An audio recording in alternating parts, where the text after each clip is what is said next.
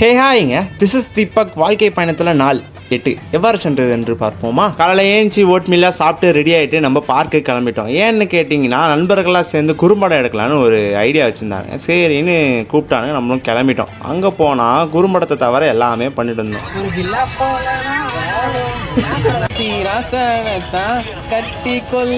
எப்படி எல்லா ப்ரோ சிங்கர்ஸாக இருக்கானுங்களா.